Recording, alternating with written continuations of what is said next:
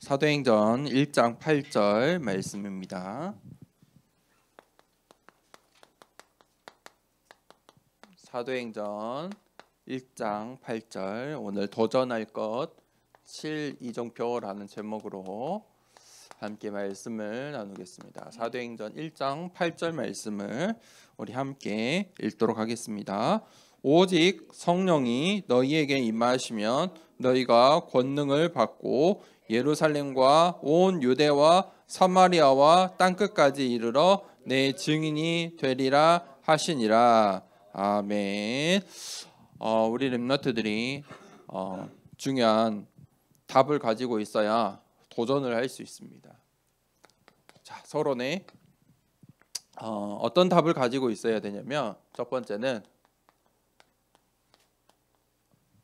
오늘 서론을 잘 각인을 해야 돼요. 첫 번째는 복음은 완전하다. 목사님하고 한번 읽어볼까요? 첫 번째, 복음은 완전하다. 복음은 왜 완전하냐면 그 속에 하나님의 절대 계획이 있어요. 하나님의 절대 계획이란 말은 반드시 성취될 계획이 있어요. 그래서 하나님의 절대 계획 속에 있기 때문에 나에게 문제가 오고 갈등도 오고 위기가 올 수 있는데 그거는 당연히 필연히 그 속에 하나님의 절대 계획이 있어요. 우리가 복음은 완전하다는 사실을 잘 각인해야 돼요. 복음은 반드시 성취돼요. 하나님의 절대 계획 속에 복음은 완전해요. 그런데 성경에 보니까 많은 이 초대교회 지도자들이 베드로, 바나바, 야고보 이런 사람들이 교회의 지도자였는데 그들 또한 하나님의 언약을 붙잡고, 그런데 그 언약을 붙잡았는데 말씀을 들었는데 유대인들이 더 중요했어요. 하나님이 원하시는 것은 땅끝이었는데 유대인들의 율법과 전통이 중요했어요. 그래서 바울이 계속해서 이방인 사역을 하는데 그 이방인 사역을 방해했어요. 싫어했어요. 복음을 방해했어요. 바울을 방해한 것은 사실 바울을 통해 하나님이 하시는 이 절대 계획, 로마 복음화라는 것이 있는데 그들이, 이 교회 지도자들이 그것을 보지 못하니까 바울을 방해한 것은 복음을 방해한 거예요. 오늘날 우리 렘넌트들이 살아가는 교회도 똑같아요. 교회에 가면 수많은 교회들이 있는데 교회에서 뭐 하냐면 목사님들이 도덕을 가르치고 윤리를 가르쳐요. 그렇게 살면 안 돼. 더 나은 삶을 가르쳐요. 그러면서 복음으로 끝난 게 아니야. 복음은 완전한데 그걸로만 되는 게 아니야. 너가 이렇게 또 해야 돼. 율법도 해야 돼. 신비도 해야 돼. 열심도 해야 돼. 노력도 해야 돼. 복음으로 끝이 안 나는 거예요. 우리의 인생은 복음으로 끝이 나요. 왜냐하면 복음 그 자체가 완전해요. 복음보다 더 앞설 수 있는 것이 없어요. 복음은 뭐하다고요? 완전하다. 절대예요. 그런데 이 복음을, 하나님께서 주신 이 복음은, 두 번째는 복음은 영원하다. 우리 두 번째 한번 해볼까요? 복음은 영원하다. 복음은 영원한 거예요. 그런데 하나님께서 복음을 누구에게 주셨어요? 우리에게 주셨어요. 사람에게 주셨어요. 그런데 사람은요, 연약해요. 우리가 복음을 들었고 복음을 믿고 있어도 사람은 연약하다는 사실을 알아야 돼요. 교회 안에 목사님도 있고 중직자도 있고 많은 어른들이 있지만 사람이에요. 사람은 연약해요. 그러면 교회의 목사님이 죄를 지어도 될까요? 안 되죠. 안 된 거예요. 근데 지울 수도 있어요. 그러면 그 교회가 나쁜 교회예요? 아니에요. 복음은 문제가 없어요. 사람이 문제예요. 복음은 문제가 없어요. 사람이 연약한 거예요. 사람은 순간이에요. 사람은 많이 살면 얼마나 살아요? 100세예요. 100세 할머니 본 적 있어요? 100세 할머니는요, 많은 거 할 수 없어요. 어린 아이와 똑같아요. 사람은 순간이에요. 100년이 길어 보이지만 잠깐이에요. 10년 후 지나면 오늘 일이 생각이 안 난다니까요. 내가 10년 전에 어떤 모습이었지? 잘 생각이 안 나요. 10년 전에 찍은 사진 보면 깜짝 놀라실 거예요. 내가 이렇게 젊었구나. 사람은 시간도 공간도 거스릴 수가 없어요. 그런데 복음은요, 영원한 거예요. 성경 속에 렘넌트 7명이 붙잡았던 복음, 바울이 붙잡았던 그 복음이 오늘도 똑같고 영원히 답이에요. 복음은 영원해요. 사람은 이 복음을 막을 수 없어요. 사람이 복음을 막을 수 없어요. 복음은 영원한 거예요. 세 번째, 이 복음을 왜 우리가 복음을 가지고 복음으로 답을 내야 되냐면, 복음은 생명이다. 자, 우리 세 번째 해봅시다. 복음은 생명이다. 복음은 생명이에요. 그래서 우리가 오직 복음하는 거예요. 복음이 선택사항이면 해도 되고 안 해도 되고 다른 게 더 중요할 수도 있어요. 복음 때문에 다른 걸 더 중요시할 수도 있죠. 그런데 복음은 생명이에요.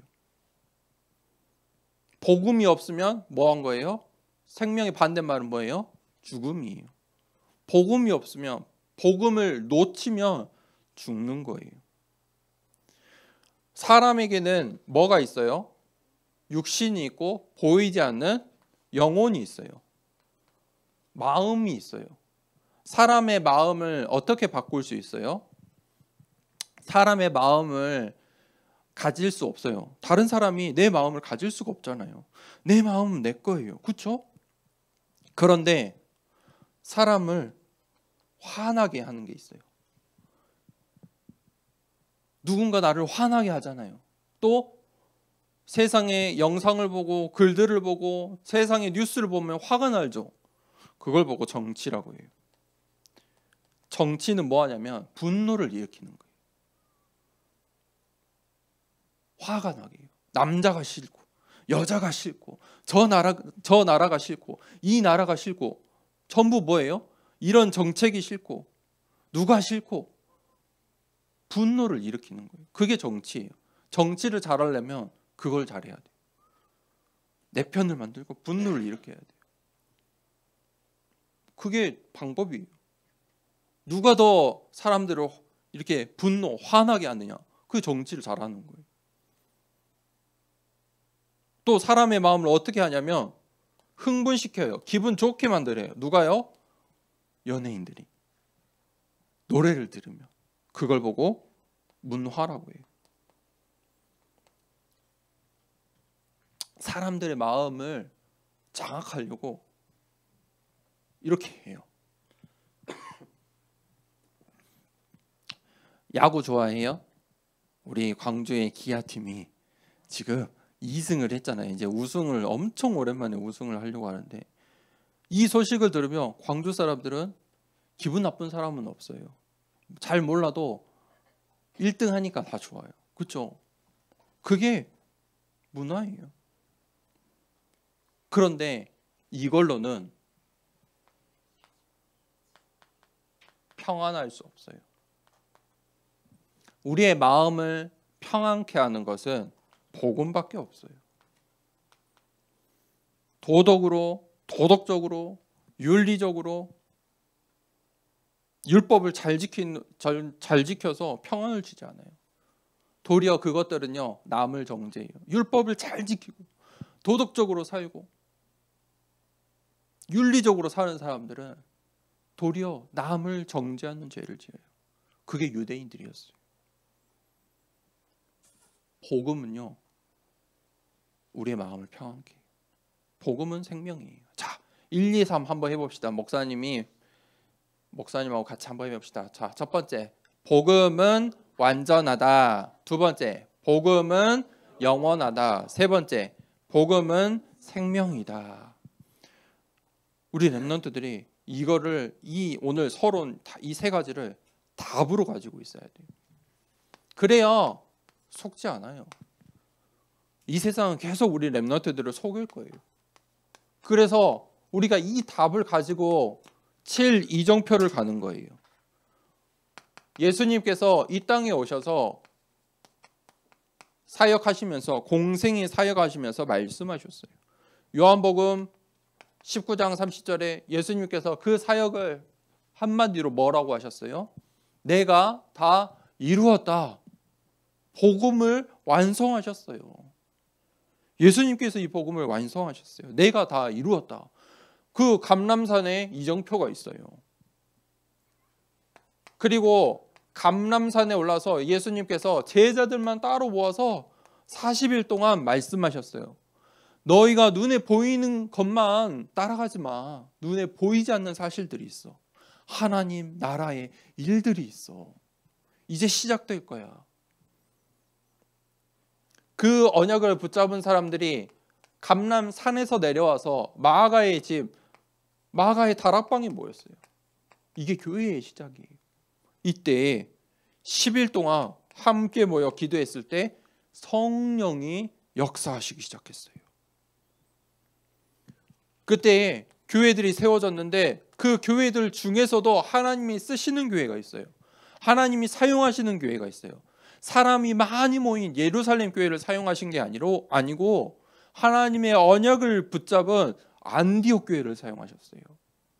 안디옥 교회를 왜 사용하셨어요? 뭘 했길래요? 안디옥 교회에서 처음으로 선교를 시작했어요. 선교사를 파송했어요. 하나님이 좋아하시는 일을 해야 돼요. 우리 렘넌트들은 늘 기도해요. 하나님이 원하시는 일을 해야 돼요. 그 이정표를 가야 돼요. 그때 그 첫 선교사가 누구였냐면 바나바와 바울이에요. 그 바울이 이제 아시아로 갔을 때 성령의 인도 따라 가기 시작했어요. 그때 하나님께서 마게도냐로 가게 하셨어요. 그 마게도냐에서 어떤 축복이 있었냐면 만남의 축복이 예비되어 있었어요. 가장 큰 축복이에요. 그때 이 여정포를 가고 일곱 번째가 뭐냐면 하나님이 원하시는 마지막 거잖아요. 그게 어디예요? 로마. 강대국 살리는 일이에요. 그래야 오총종족을 살려요. 그 증이 되는 거예요. 우리 인생의 이정표예요. 시작하세요. 언약을 붙잡고 하나님의 성령의 인도 받으면서 진짜 하나님이 원하시는 전도와 선교하면서 교회를 세우고 만남의 축복을 받고 뭐 하도록? 하나님이 원하시는 로마 복음화의 증인이 되도록 기도하세요. 우리 렘넌트의 인생의 여정이 이 이정표를 가야 하나님께 정말 쓰임 받을 수 있어요. 결론입니다.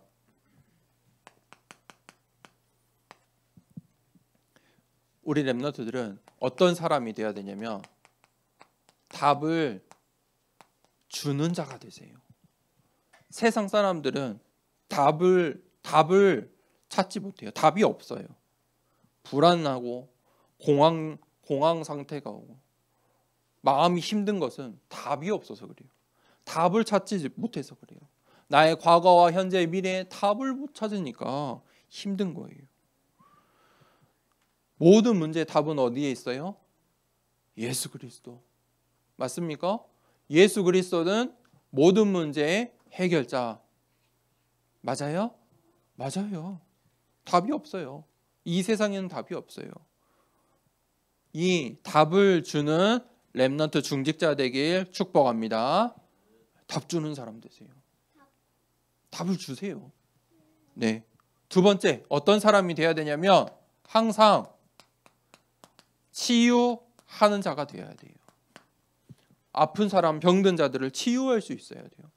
어떻게 치유할 수 있어요, 우리가? 그 사람이 아픈 이유, 방황하는 이유가 있다니까요. 그거를 치유해 줘야 돼요. 어떻게 해요? 복음으로 재해석할 수 있어야 돼요. 복음으로 어떻게 재해석해요? 강단 말씀으로 답을 주는 거예요. 이거를 다른 말로 보는 눈, 신학 관점이라고 해요. 어떻게 하나님의 말씀을 해석하느냐, 말씀으로 어떻게 답을 내리느냐, 그게 관점이에요. 하나님의 말씀, 강단 말씀으로 복음으로 재해석해서 치유하는 모든 우리 렘넌트들 될 수 있어야 돼요. 자, 세 번째. 그러면 마지막으로 이 일을 위해서 기도하는 자가 돼야 돼요. 그러면 기도하지 않는 사람이 있겠죠. 기도하지 않는 사람은 어떤 사람이에요?